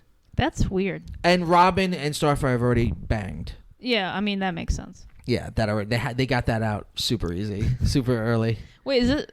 Oh, all right. Sorry, just you kind of said bang, and it kind of just threw me off. I'm sorry, I mean boned. Turn this PG. No, this podcast has an explicit rating, so you could say banged. It's So where did you see this show? It's on DC Universe, which is the DC streaming service. Oh, that still exists? As of now, it still exists. Yeah. Warner Brothers is starting their own streaming service, so I could see it just shifting. Yeah, just folding DC into that since Warner Brothers owns DC. Yeah. But yeah, that's as of now that's the only original show. Then it's got like the old Teen Titans. It's got old Supermans from the 60s and Wonder Woman's from the 70s. It's got all the Batman movies. Oh, okay. It's interesting. There's some missing stuff, like they don't have the Adam West Batman for some reason, probably legal reason. Yeah. And they're gonna do a live action Doom Patrol series, which spins off from Titans because Beast Boy was in the Doom Patrol, and they're supposed to be doing a Swamp Thing series. I mean that could be great. Really great. Yeah, it's a really good series. Yeah, an amazing character. But people are kind of still ranking on it. You know, some people like it. It's gotten okay reviews. Like, but there's shit for me that I'm like, all right, let's get... Like, Beast Boy could only turn into one animal so far. And, they've hinted that it's just because it's his favorite animal and that if he tries hard, he can... You know, it's like, it's all happening super slow because it's live action and I guess it's... I haven't even heard of this. Titans? No. You're, like, blowing my mind right now. I think it's pretty cool. I like the little girl who plays Raven, or Rachel as they call her on the show. She's really cool. It looks like they're doing the daughter of Trigon story because so far it's been like this sort of road movie where we start with Raven and Raven's mother is killed in the first episode, so that's not a spoiler. And then Robin is a cop because he doesn't want to be Robin anymore. He left Batman. Batman's actually... You never see Batman, but the way Batman is talked about in the show is that he's like a scumbag and he's like a sociopath, which I think is pretty interesting. I mean, it's accurate. Yeah, and Robin is on her case, but he sees that people are after, like a secret agency is after her to kill her, so he like leaves and goes on the road with her, and they bump into Starfire, and who they call by her first name Corey, because her name is Corey Anders. Which is stupid. And Beast Boy, his name is Garth, so they call him Gar. Or Garfield. Garfield? Yeah, his name is Gar. Ugh. Yeah. And so far that's been it. We just like had a scene where I think there's 6 episodes in. We did a scene where we see Rachel comes into contact with like the head of the big evil agency, and he's like... He hasn't said your dad's the devil, but he's sort of like, you don't know your father. It's weird because it's like, if you're watching the show already, you know this storyline. Yeah. So who the fuck are you stringing along here? Like, you kind of want the characters to know what you already know. Like, yeah, she's the daughter of the devil. He wants to use her as a gateway. Let's do it. Let's get there. I mean, yeah, because it kind of doesn't make sense to, like, sort of slow burn that because it's a DC streaming service. Right. Like I signed up for this show. Like, I know what's happening. Let's just get there. I mean, you're just doing your fans a disservice at that point. I know. I mean, DC kind of, you know, they're usually fumbling the ball here. I have this thing that because DC is often problematic, so I have this thing where there's something always problematic in every DC comic or movie or cartoon. So it's their brand. Yeah. Like literally every time something problematic happens, I'm like, it wouldn't be DC if it wasn't a little problematic. Like I recently watched. They've got one of the cool things about DC Universe is they've got all the animated movies. So I've been going through them. Oh, cool. And I watched Batman Ninja. Which is it's the most bonkers idea, and what makes the movie good is it's as bonkers as the idea is.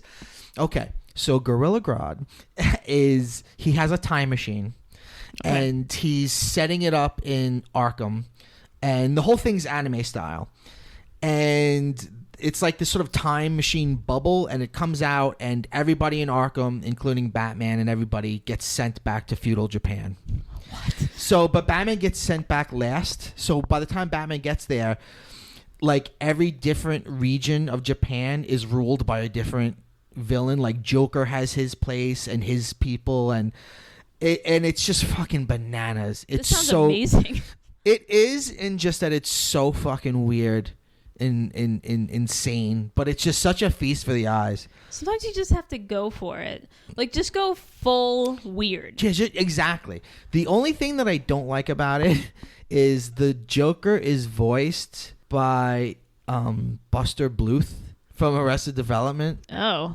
Ugh. And he's like kind of doing a bad Mark Hamill impression. But otherwise it's good. That's unfortunate. Yeah. So the DCU, I mean, it's $8 a month. I don't know if I'm gonna keep it. It's gotta like prove to me that it's worth it. So I've got it for now. Yeah, it just seems like it's a bit too niche to hold out on its own. Yeah. Like if it was a channel on the streaming service, then I'd spring for the streaming service. I'm like, I'll check out some of this. Right. If Warner Brothers had like, here's Warner Brothers classics, and then here's DC stuff, and then here's something else stuff, like the way the new Disney streaming service will have a Marvel channel. Right. But to just be DC is it's a odd. it's a weird idea. Yeah. They are doing a Criterion channel. Are they? Yeah, so that's the news. So you know how Filmstruck is kaput? Yeah, it died. It died. Yeah. There wasn't enough Interest? Anyone giving a shit? anyone giving a shit. So they're like, let's do it again? Yeah, well, this time it's going to be in the Warner Brothers streaming service. So it's going to be like a channel. But it's only going to be Criterion stuff, as what we suspect so far. Mm-hmm. We, as me and the 3 other nerds. That are interested. That are interested in this. So I don't know if it's going to have any of that Kino Lorber stuff. Yeah. Any of the weird old things that aren't attached to the Criterion brand. Yeah. So, or, we don't know. Do you remember when Hulu had the whole Criterion collection? That's one of the reasons why I got Hulu. Right, Yeah. me too. And then I feel like a month after I got it, they were like, yeah, we're removing everything. Yeah, it bummed me out. But, I got to say, as much as I liked it, I didn't use it as much as I thought I would. Exactly. Because it's also heavy. Like, when you sit down, it's like, oh, what am I going to watch? And it's just a bunch of Russian movies you've never heard of. You're like, I bet they're all fucking life-changing, but it's 9 p.m. after a work day. Like, yeah, I think I'll just watch fucking Batman Ninja again. I don't have time for fucking, Buster Keaton. Yeah, something like that. No time for this. No time for the 1947 Beauty and the Beast movie. Yeah. Was that Jean Cocteau? Oh, Cocteau. I love that movie though. I do too, but I don't give time for it. Right, because who could honestly? This sounds like such a Philistine thing. At the end of a long work day, I have a hard. I mean, like I'll come home and I'll read books. You know what I mean? I usually read before bed because it like settles my mind so I can sleep. But I have a hard time watching foreign films that are subtitled before bed.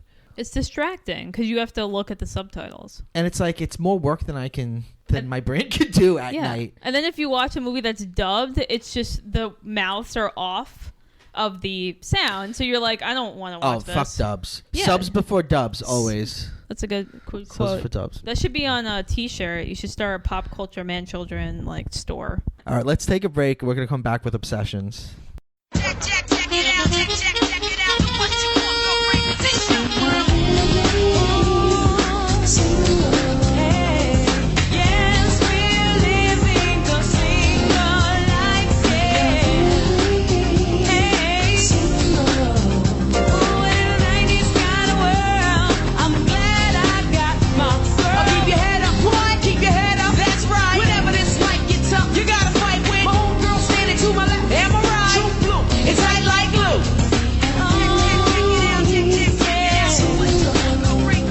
And in the 90s kind of world, I'm glad I got my girl. Welcome back, Pop Culture Man Children. I'm Mike Bongiorno. With me today is Nadia Cater. I want you guys, the listeners, to send in questions, direct message questions and suggestions and queries for the January 2nd first episode of the new year. It's going to be a nice little mailbag. I'm excited to see the fucking hate mail that you sent me. Hey, dickwad. Signed, Neckbeards of America. We're sick of you fucking stereotyping us. We don't all like Last Man Standing. Anyway. All right. So this is Obsessions. What's your current obsession, Nadia? Oh man, there's so many. I think I'm gonna stick with She-Ra though. She-Ra. Sorry, I can't not do that. Yeah. I never thought, when I first got a podcast, I didn't think I'd sing on every episode. But it turns out I'm a singing kind of guy. I mean, maybe that should be your shtick, right? Yeah, I feel like I'm a dad without children. You know what I mean? Like I've got the dad jokes and the dad bod, just no fucking spawn. You, the listeners, are Mike Bongiorno's spawn. Yes, absolutely. So all right, let's talk about She-Ra. Just a little, yeah. Did you hear me and Emilio's conversation on She-Ra? I did. Do you want to correct anything or add anything?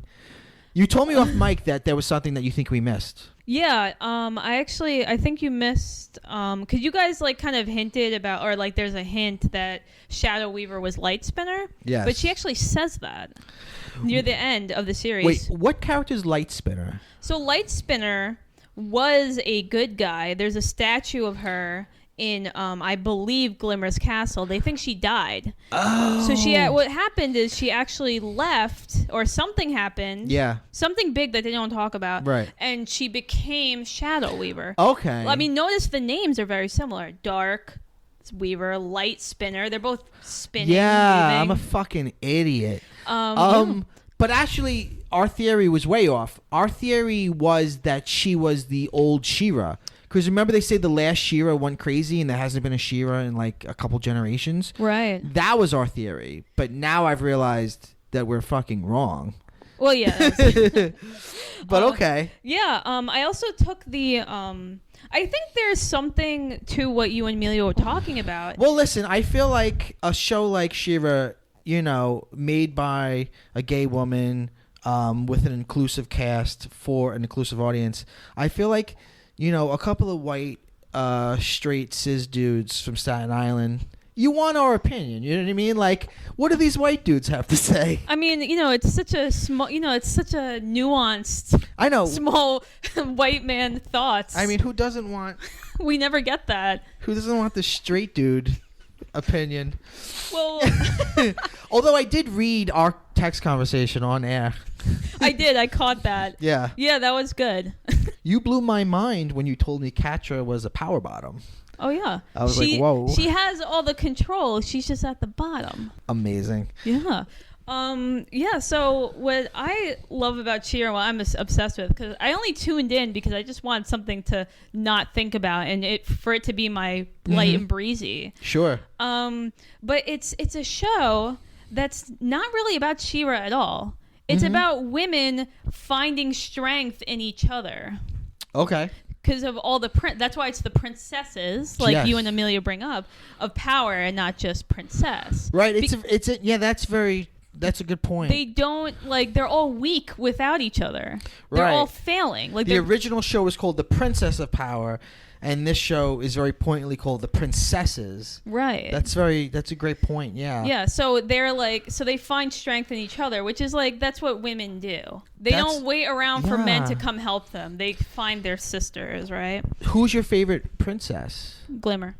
Oh, really? Why Glimmer? So that's actually kind of personal. It's oh shit! So I didn't mean to ask you such a personal question. No, Who's your favorite princess? No, it's actually I wanted to talk about it. So the reason why Glimmer is my favorite is because I'm 29 years old, right? So I've been watching television for hundreds of hours, countless, because that's what I do. Sure. So I'm a big TV person. You're a nerd. Nerd.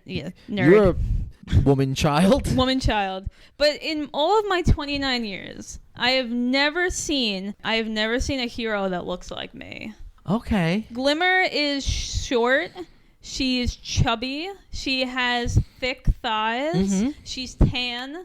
I've never seen anyone look like that on television. And on top of that, the best part is that she not only does she look like that, there's never a very special episode where she feels like she's too fat. Yeah, nobody cares. mentions her weight. That's the thing that I love about the show, which is the original show, everyone looked exactly the same. Yeah, they're all hourglass figure. Right. And big breasts. Right. And in this show, there's so many different body types.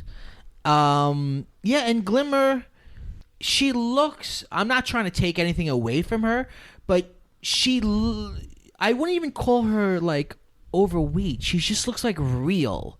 Yeah. You know what I mean? She's real. She looks like a lot of people I've met before. She looks like real people. Yeah, she's curvy. She's small. Yeah. And I like her hair. Her hair is cute. And there's never anyone saying that, you're fine, or no man coming around hey, I like you anyway. It's no one cares. Right. It's just, I exist, and this is how I look like, and everyone's just, we're all friends together, yeah.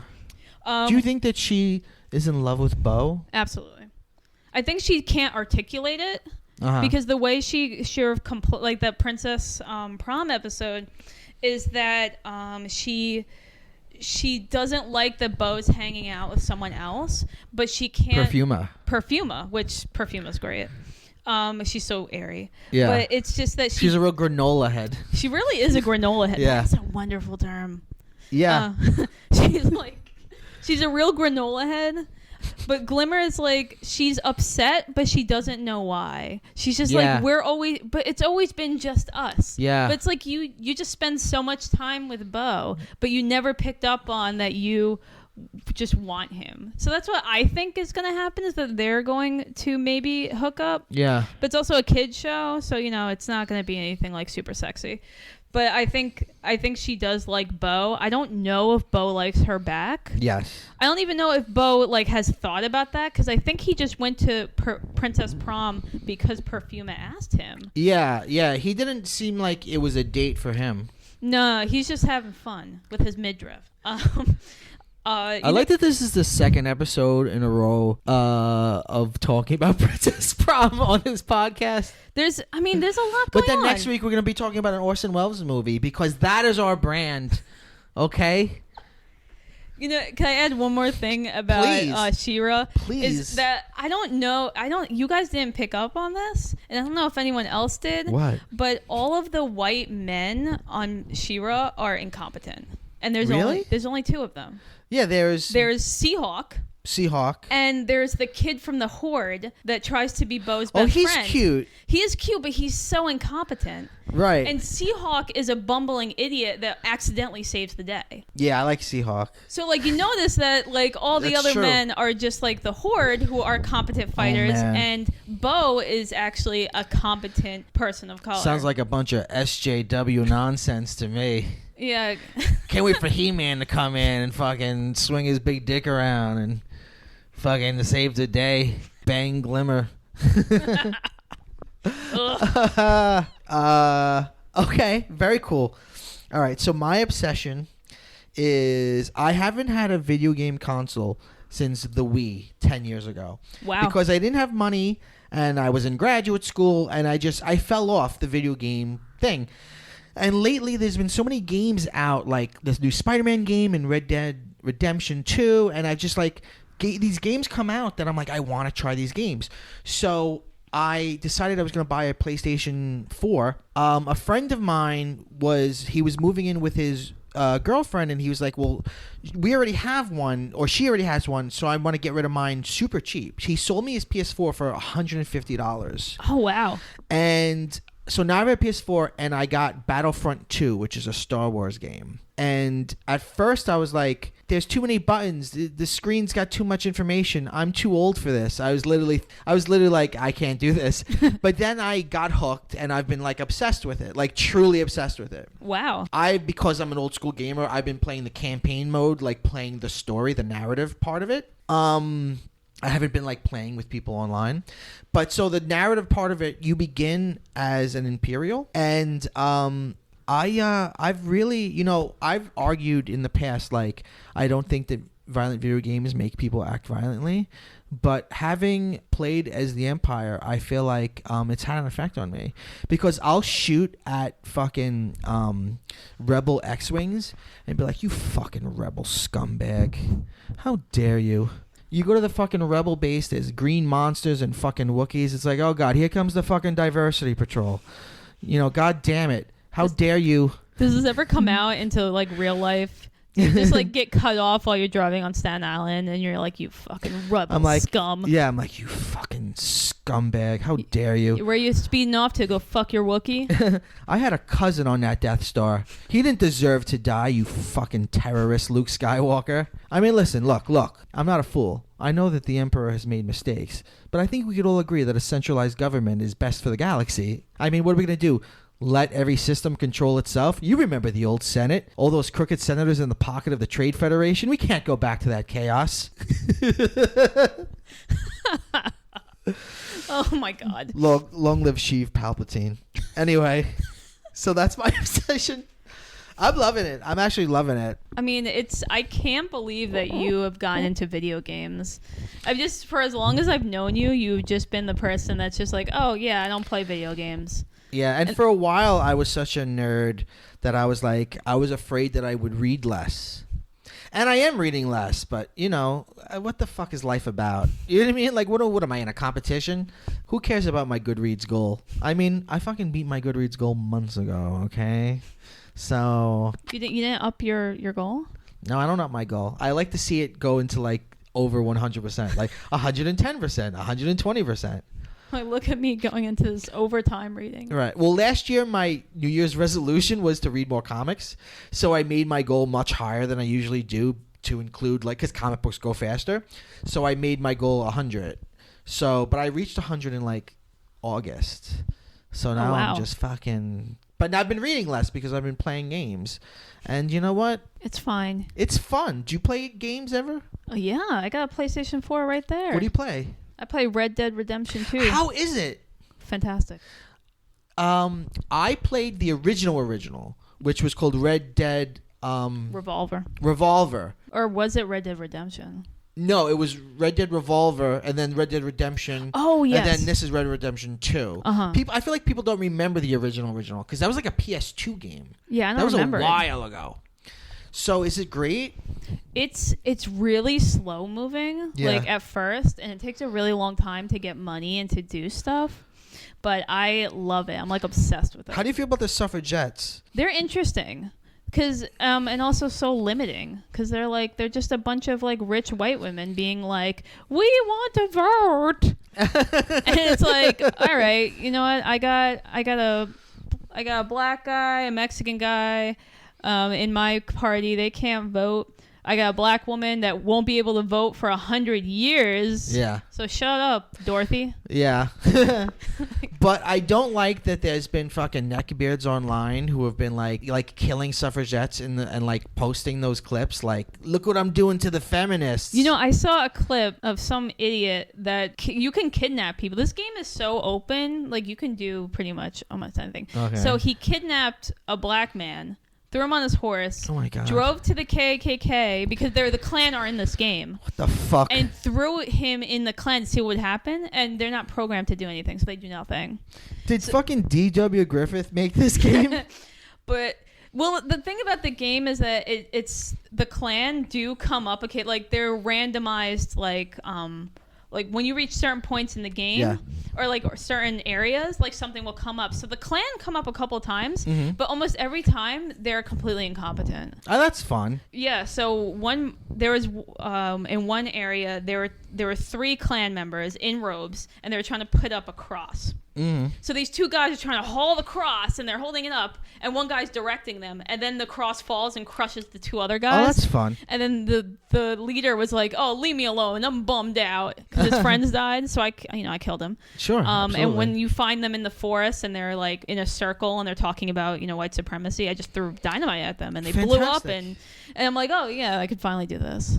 I could finally kill KKK members. Yeah, it's actually the significant amount of detail in this game is unbelievable. It's interesting because do you like the Western genre as a film genre? No, I hate it. Yeah, it bores me. I get how important it is. I have a genre class right now, and I just did my lesson on Westerns, and I get that it's like this great allegory for the American myth and all that macho bullshit, but I just don't like those films. Well, but the game seems like the game's a ball. Cool. It's like it's actually it comes up a lot, like the macho bullshit, and the game tries to kind of sort of give us opportunities to think about these thoughts, like why they come up, why are we doing this? Interesting. Like, could they talk about so there are scenes where they talk about it's at the end of the 1800s, so like Manifest Destiny's ending, people are building cities, you're not really like on a wagon train anymore. And so one of the white characters, I think, if I'm mistaken, is the main character. He's talking about how it's not the same anymore.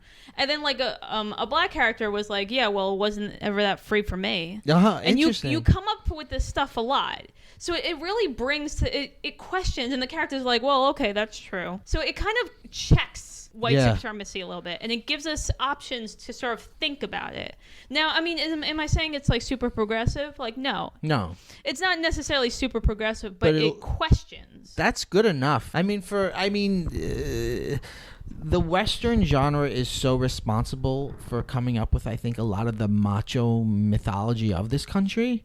So I think that's really cool that it at least questions all that. Yeah, and I will, if you ever get it, I would be really curious to see how you think about it, because there's just so much detail. I think I will play it when I'm done with whatever I'm doing now. You can go hunting, you can go fishing, you can go killing. All things I wouldn't want to do in real life, but I'm fine doing in a video game. I shot a deer last night, and I shot it the wrong way. So it ran from me, but it was limping and it was bleeding. You're a monster. And then it eventually falls, and it's still it's like and it's bleeding, and you could see you could like zoom in, and you could just see its eyes going like this, and I'm like, what did I do? Wow. What did I do? And what sick fuck wrote this in the game and then had a bunch of like a team of people Did you put it out of its misery? Yeah, of course I did. You have that option. You can actually stab it to stop it, or it'll just keep kicking until it dies, and I don't want to do that. Oh my god! Even though it's just code, it's not real, Mike. But I still felt bad. But still, there's some neckbit out there that just jerks off and watches it suffer, and is like, yeah.